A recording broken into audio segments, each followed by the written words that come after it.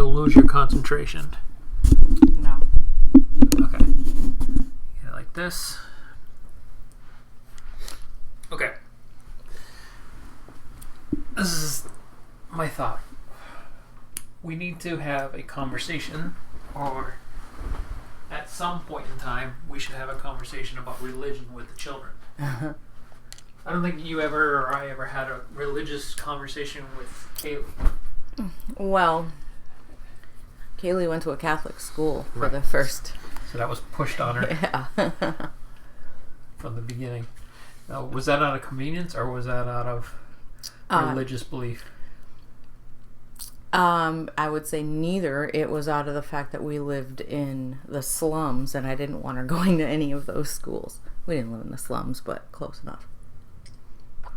You lived in a undesirable area where the kids at the school were undesirable kids and you didn't want her influenced by those kids. Right. It didn't have to do with the fact that she needed to learn about math and reading and God.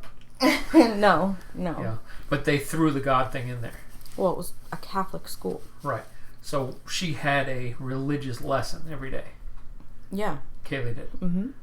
When she made her first communion and all of that there. When she went home, were you guys like, God's watching you, let's pray before dinner, say your prayers at night, or were you like... We did prayers at night. So you promoted it at home? Prayers at night, yeah. Yeah, you continue it. Now, were you religious at that time? I actually was still going to church at that time, yeah. Were you going to church to learn lessons, or were you going to be social with people in your life? Neither. I was going because that was what was being done. I don't know. It's just what I did. Okay, so you went because it was habit. Habit. You wanted I guess a is habit. a good way to put it. But you brought somebody else. You brought your daughter. Yeah. Okay, and she went to a Catholic school. Mm-hmm. And if there be a reference to God, it wouldn't be out of place. Not at all. No. Okay. Was it common? I mean, yeah. If there, just like with Chase, if there's questions, I'll answer them to what my knowledge is. Were there more questions with her than there were Chase? Actually, I don't think so because she went to a Catholic school. So if she had a question, she asked at school. Right. When did she stop with the religion? When we moved to Agawam and she went to Agawam Public School. So it was all about the school. Right up until a freshman in high school, yeah. Right. That's interesting. Okay. Now let's go back to when you were little.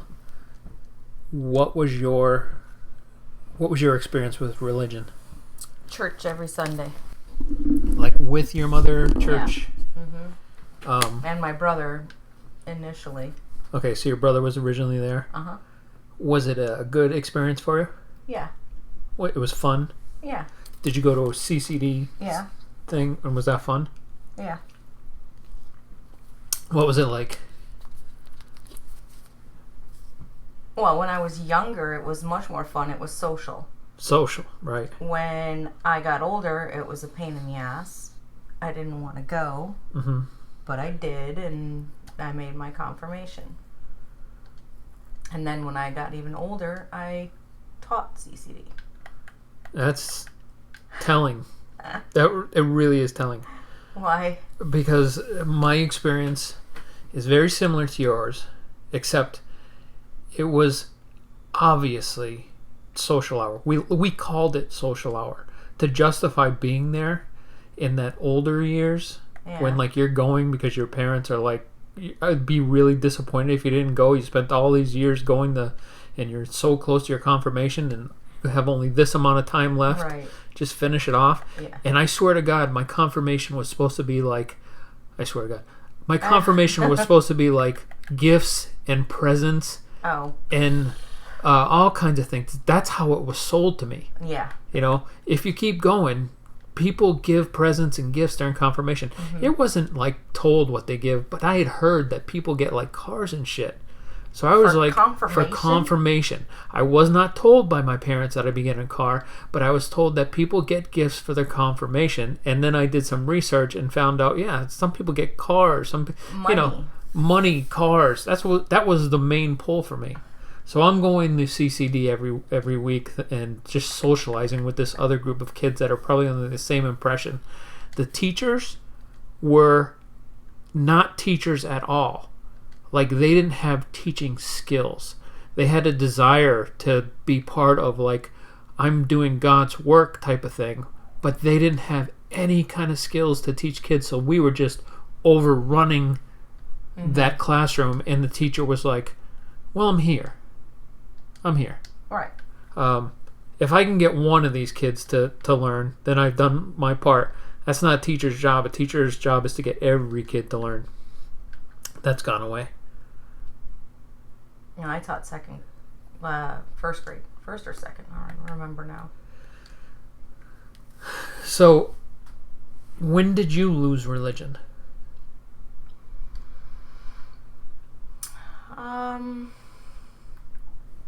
Probably right after I taught. Why? Why would teaching religion make you lose? Well, it just became, I started my own life. I had Kaylee, and I didn't teach at that time. So I taught before I had Kaylee. Yeah, but it was a teaching that kept your faith? I still have. I mean, I just don't, I'm not like a practicing Catholic, I guess. All right, so let's go there. You still have faith. Yeah, to some extent. It's what difficult. extent? It's right. It's difficult to to put an actual name on it. I don't know. Why is it difficult? I guess I want to have faith. I want to believe that I still have faith, but what if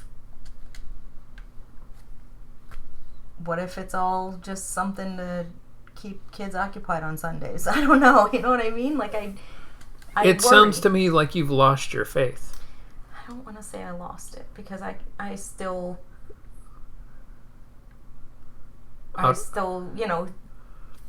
think it like I thought it to some extent. For what reason?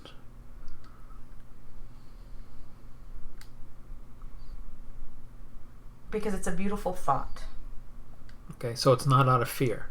No. Okay. Out of fear of what?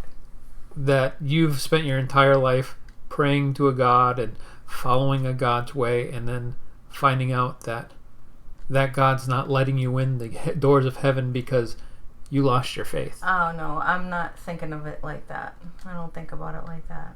Okay, how do you think about it?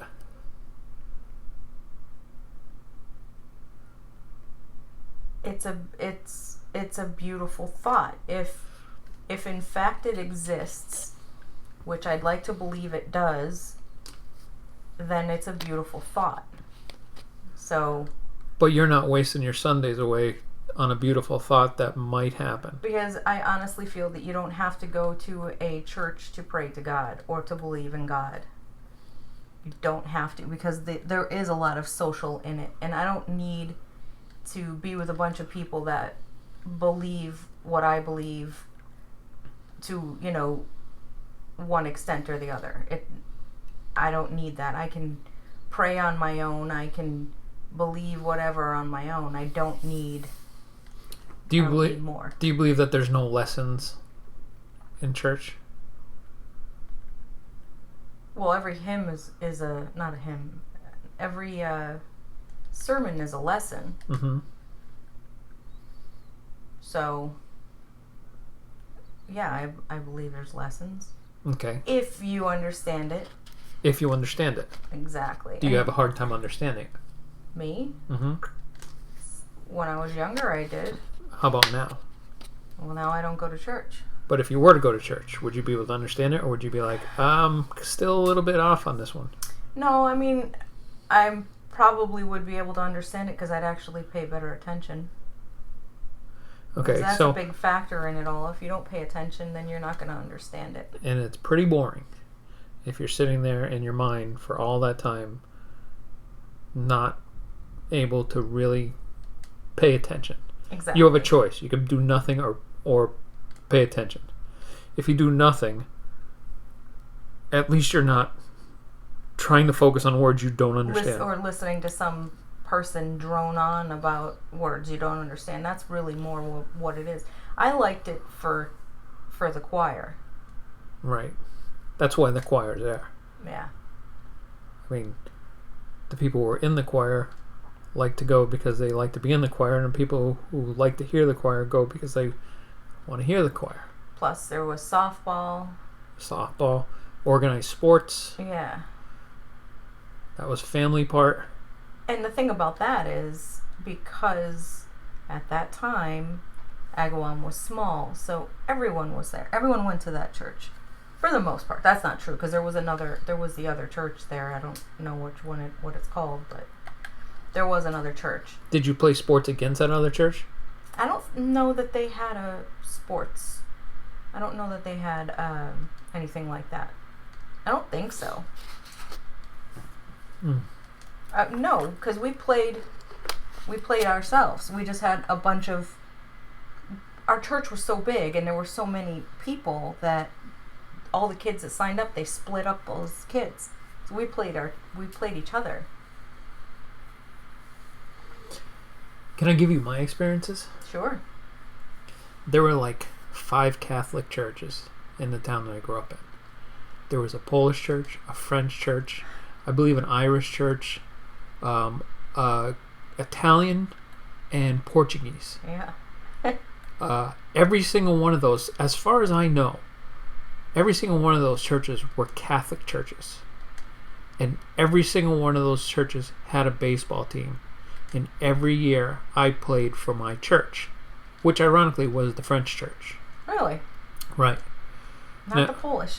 Not the Polish church. Because they spoke Polish and you didn't understand it? My aunt would walk to the Polish church, and that was her church, Christ the King. And we would go St. John the Baptist because that was my grandfather's church. So my grandfather made the entire family go to his church during those days. And that's where my father grew up in, the French church. The French, that's exactly. So yes. that's where... I actually got that story from your dad. Really? Yes. I don't know, this was at your brother's house a long time ago. We were sitting at the table and your dad was telling me all about that. He was probably feeling you out to find out what kind of woman you were. Yeah. You know? Did you have religion, that kind of stuff? Well, the interesting thing is, because he had mentioned that the school that he went to was a French-speaking school in Chicopee, I think it was. Mm-hmm. And my godfather went to that school. Uncle Dick went to that school. That's why I was curious. I wondered if they knew, but I don't know how old. I don't know if they're the same age. But that is why I had spoken to your father to see if he knew my godfather. Right, that's nice. Alright, did we get off track? Yeah. Okay, so we've pretty much gone over the fact that we had the same kind of upbringing, which we've never had a conversation about before. But yeah, roughly the same. You felt the same You felt the same about church as I felt. We were both raised Catholic. Mm-hmm. We both lost it around the same time. The belief and everything like that. We in reflection, we did try to introduce religion back into our family when we first established our family, because there were issues with Kaylee, and we thought maybe we should try that. We tried it. It did not go well. It didn't go well because I don't know if church has always been obvious pedophiles, but yeah, holy moly. It is a little creepy. The character judgment. I don't feel that it's always, obviously it has, because we know the history, but I don't, maybe it wasn't as bad as it is nowadays. As far as just blatant. Blatant. Yes, it's blatant. How did you feel when you experienced it when we went back? A little I would I would hope that if it were like that when we were younger, that our parents were aware of it and, you know, just kind of kept an eye out. Well, I didn't go through a bad experience with any kind of religious leader or any of that kind of stuff. No, neither did I. But I do remember kids who did. I remember kids that were way involved in the church, way too much time with the priest, and nobody said anything because that would not have gone over well. All right, so we're in agreement about the fact that the pedophile thing. Yeah. Okay, and that room was filled with people, damaged people. They are just lost people. Damaged people. There's all kinds of horror stories in the background of all those people. I'm sure. And that's what made me so uncomfortable with it, because they were so content with the fact that the preacher is the kids. Oh my God. I mean, the obviousness of it. Remember when he said something about sitting on Jesus' lap and you shouldn't be afraid to come sit on the priest's lap? To the kids in front of their parents. All right? You didn't like that? My God, don't you see how that sets up for come sit on my lap? Remember, I said it. With that being said, now if you go back to the days of our parents, that wouldn't have been looked at as anything. I mean, come on, Santa has just sit on his lap. Right, but do you watch the news and Santa? Right, times have changed, so our time is different than our parents. The days of people sitting on Santa's lap are going by. Yeah, they're kind of standing now. Our kids have never sat on any of Santa's lap, and anybody who wants their kid on Santa's lap is like a diehard, okay, just let that happen. No. It's a sit. I'm standing right here. If the guy's got whatever he's got, he can say it's a candy cane. We'll say want to take a picture. If he asks, we'll say it's a candy cane. We just need the picture. Cut it out. I mean, that's what it is. I mean, that's how I would have sold it if we actually did put him on the kid's lap. But thank God he never asked. You know. God. Anyways. Off track again. Back on track. This conversation is about what we would tell our children if they ever asked about religion. I feel that we have discussed it with them to some extent. We never really got into depth. What would we say to our impressionable adult children when they get to make their decision on their own about religion? We're making it for them, and we're saying, let's just see where it goes. Let's feel it out and see where it goes. Well, I believe that you should let them choose. Mm-hmm. So, and as it is now, with one claiming atheist and the other one... Let me simplify it for you. Okay? What one would make you concerned? What decision would make you concerned? And what decision would you be like, that's totally okay. I'm all right with that. As far as religion path? If they came to you and they said, I'm following a new religion, and that religion is so-and-so, what religion would make you concerned, and what religion would you be like, I'm glad you found... I don't think that I would have any that would make me concerned. None. No. So if someone came to you and said, I'm Catholic. As long as it's not a cult. There you go. No Waco. It's got to be a real religion. This is the thing. If you need time to think about an answer of a question, just think about it instead of saying there's none. Because I'm thinking there's none. There's a million concerns. If they were like, listen, I'm going to join. I'm getting on a spaceship and going to outer space with this group of people. No, it's got to be a real actual religion. What is defined as a real actual religion though? Because they will argue that with Protestant, atheist, Jewish, freaking Muslim, all that jazz. I don't want even Mormon. Jeez, I wouldn't. Whatever. I just don't want, Waco. Okay. I also feel the same way. I don't want Waco. If you had to tell them where you would like them to go, I would want them to go with what I know, because I know it. Okay. If So the if, relatability? yes. Although it wouldn't matter, I guess I could learn something and they could learn something from different religions. I mean, I get them. You know, I get atheism. I get it. I feel that there's more, and this is probably because I was raised this way, but I feel that there's more faith in Catholicism.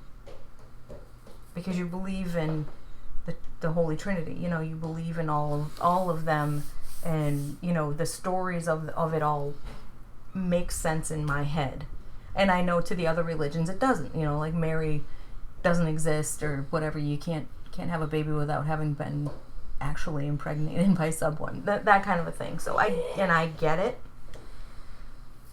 But I feel like Catholicism has a more fantastical story, and I guess maybe that's why you're familiar with it, and that's what makes you most comfortable with it. Yeah. That's fine. Okay. This is what I would like to say to them. If and I also feel like it's the biggest religion. So that makes it the right one. No, of course not. No, yeah. but I feel that it is the most popular one. Okay. This is what I would say, and I want to know if you agree with it. Okay? Mm-hmm. If one of these two kids, or the third one, comes to us and says, well, she's made her decisions. It's Scrabble time. Okay. If one of our children comes to us and asks or tells us that they're starting to follow religion or that they're a certain religion, my advice to them would be try everything. Try everything before you make a final decision. Yeah, I mean, that's not a bad idea either. Okay. If you want to... Don't say try. Learn about everything. Learn about everything, right. He's going to pop in the face. Try everything. Learn everything. You don't have to try it, just learn it. And then if you learn enough to want to try it. And then explain this about what we know about religion, because we know very little. We know Catholic, and that's it. Mm-hmm. If you had to ask me a question about Buddha, or you had to ask me a question about even being an atheist, I'd be like, I have no idea what it's like. I know Catholic. Well, atheist doesn't believe in anything. Right, but that doesn't mean that there's not some kind of there's got to be understanding. Yeah. Like they know something we don't know, or some whatever atheists talk about when they get together. Yeah, what's the story? Yeah, so, I get what you. Yeah, so I mean, why don't you learn if you're curious? Why don't you learn? Well, that would be if someone came to me and said they're Buddhist. Now I would be like, okay, can you explain Buddhism to me? Can you explain me everything you know? Because if they're telling me they don't know much about it, then maybe they shouldn't say that they're that yet. Right. Maybe they should wait to say that they're that until they know more. That would be my advice to our children. My advice to our children about our own experiences is we were born Catholic. We were raised Catholic, I'm sorry. We realized that it wasn't the best thing for us. The thing about that is you almost don't want to say it that way because it's not like that. Okay. The fear of it, and I'm going to say fear, is the pedophilia that usually comes hand in hand with it. I disagree. You don't think... What? So do you say that you have no faith at all and you don't believe in everything you've learned growing up? I would say that was forced on us until a certain age. But do you believe it? I would say now that was forced on us at a certain age. And then we got to a certain age where we were like, it's not forced on us anymore because we're too mature for anything to be forced on us. So it was pleaded with us. Please follow it all the way up until you have your first communion. And then you start to realize with the pleading that it isn't as important as it should be. It's not a demand. It's a please be part of it. And then after, when you have your own choice, and you make that choice to not go because you've heard the same thing over and over again and you don't even understand the words that they're saying, and it's so repetitive that after being 16 years in it, I don't need to hear the same thing anymore. That's cultish. To tell me the same thing over and over again is cultish. Ask me for money, make me shake hands, cultish. Feed me something at the end from your hand to my mouth, cultish. Okay? So we start to listen and to our own brains and say, this is too much of a cult. And then the pedophile thing comes in. Okay, again, you're not answering my question, though. Yeah. Do you not believe in God because of it all? This is what I believe in. I believe that if there is an afterlife, if there's something to live for after this, if it has any value, it gives value to the person that lives their life Believing the best. No. The best that they can while they're here. If they're a model citizen in jail, then they're treated properly. If they're a good student in school, then they get a better education. If they're top employee, then they make more money. What else? That's not taught. That's learned. So you don't believe in God? I'm saying that if there is a God, But I live this life here. do you believe in God? I believe the only reason I'm here is to live a life. Do you believe in God? I don't know.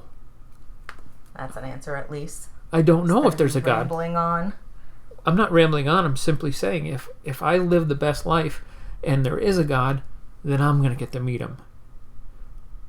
But if I don't live the best of my life, I can't expect that. And what do you think would be classified as not living the best life? Your best life? Not taking care of your children. Not loving the people you're supposed to love, which includes your friends, your family, and most important, the person you made a family with.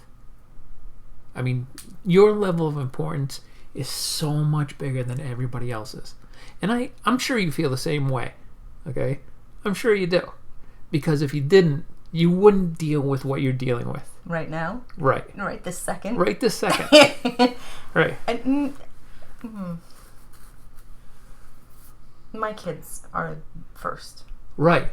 Your kids are first, but because your kids are first, I am the most important person to you. How's that?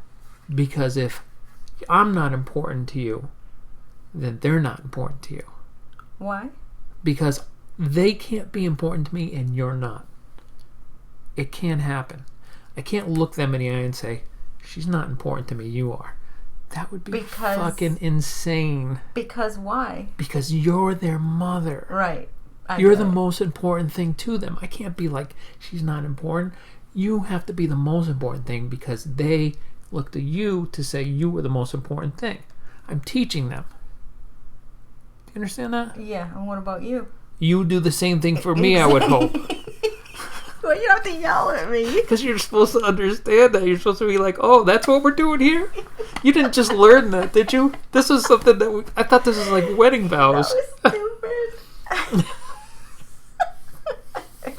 All right. All right. If you have nothing else, let them go. I have nothing else. Okay. Love you, kids. Mwah.